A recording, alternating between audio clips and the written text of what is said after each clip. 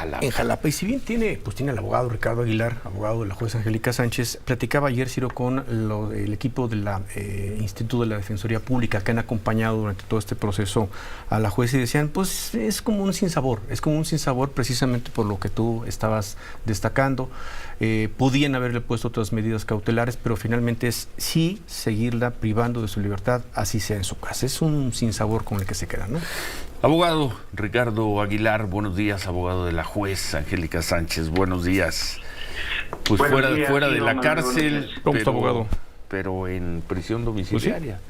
¿Sí? Y con una garantía de $1,000,000 pesos. Así es. Para presentar abogado.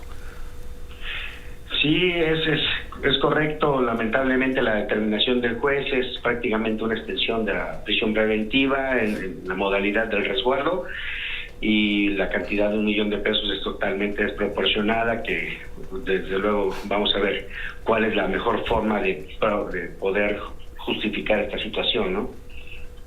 Ahora, abogado, ¿qué es exactamente lo que dice el juez de control para justificar él, porque lo tiene que hacerlo ante ustedes, justificar ante la Fiscalía del Estado de Veracruz, por lo cual dice, a mí me convence de que se vaya a su casa en prisión domiciliaria?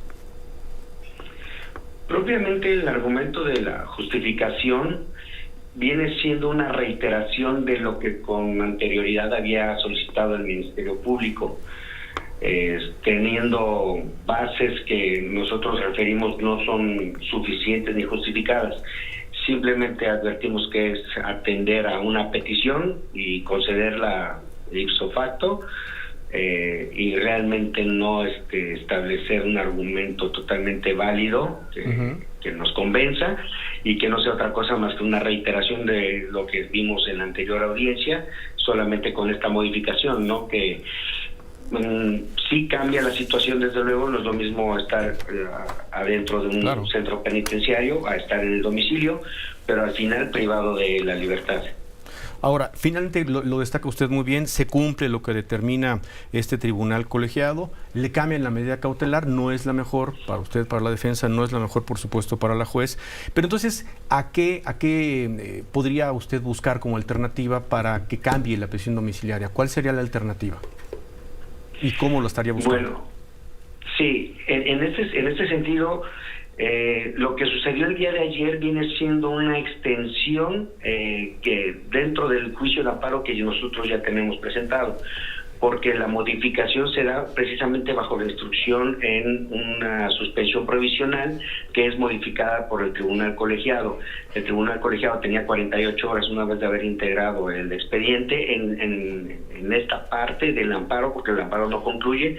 Entonces nosotros tenemos, siendo también un tema novedoso, tenemos la posibilidad de que acudir dentro del mismo juicio de amparo, ampliar nuestros conceptos de violación para atacar esta nueva medida, pero dentro del mismo juicio de amparo.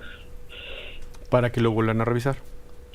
Sí, es correcto, pero eso ya nos va a llevar ya a una situación en el fondo del asunto, que obviamente tiene sus tiempos. Las cargas laborales de los juzgados federales son los que nos rigen. Aquí en Veracruz tienen una gran carga de trabajo y consideramos que un juicio de amparo puede tardar en resolverse en su primer fase, quizá unos 3 meses, 4 meses aproximadamente. Oye, abogado, digo, es lógico, no puede estar laborando la juez, no puede estar juzgando asuntos, pero ¿cuál es su circunstancia en el Poder Judicial del Estado? O sea, ¿ella en qué circunstancia está ahorita? ¿Cómo queda? ¿Puede seguir recibiendo su salario? ¿La suspendieron? ¿Cómo es? En principio, la primera medida que optó el Consejo de la Judicatura, ahora sí que sin ahondar en el fondo del asunto, puesto que fue una determinación de Estado, así lo vemos nosotros, fue inmediatamente separarla del cargo. Vía juicio de amparo, por conducto de unos compañeros abogados que están viendo el aspecto administrativo, a ella le concedieron el mínimo vital, que viene siendo aproximadamente el 30% de su salario. En un principio, pero reitero, sin que se explorara el Consejo de la Judicatura del Estado, tuvo a mal determinar el cese definitivo en sus funciones, es decir, separarla del cargo. En ese aspecto tenemos un problema en el estado de Veracruz, que los jueces, el 90% de los jueces aproximadamente, cuentan con unos contratos que son de 6 meses, de meses, lo cual no les da ninguna estabilidad laboral y desde luego ninguna independencia judicial, como lo ha referido tanto la Corte Interamericana como la propia Corte del país. Y entonces cuando llega el vencimiento de un contrato, si no te comportaste de la manera que quiero que te comportes, simplemente ya no te doy un nuevo contrato. Y prácticamente eso es lo que sucedió con la licenciada Angélica para separarla de su cargo de manera definitiva, que está impugnado desde luego, pero a través de estos abogados, pero estas son las circunstancias actuales de la licenciada. Muy correcto. Oye, y nada más un tema. Anoche le preguntaban los compañeros de prensa justo cuando salía usted del penal si iban a poder hablar con ella. Me dio la impresión, por cómo respondió usted, que había una reserva quizá para la entrevista. Entre todas estas condiciones, ¿le han pedido a la juez o a usted que no hablen públicamente con la prensa, cualquiera que sea? No, en ese sentido definitivamente no.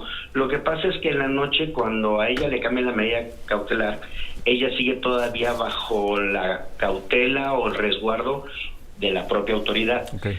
Entonces el movimiento que se iba a hacer de ella no iba a ser de manera pública, que saliera caminando a la calle. Correcto. Incluso el movimiento lo hicieron hasta las 2 de la mañana prácticamente, sí, tardaron muchas horas.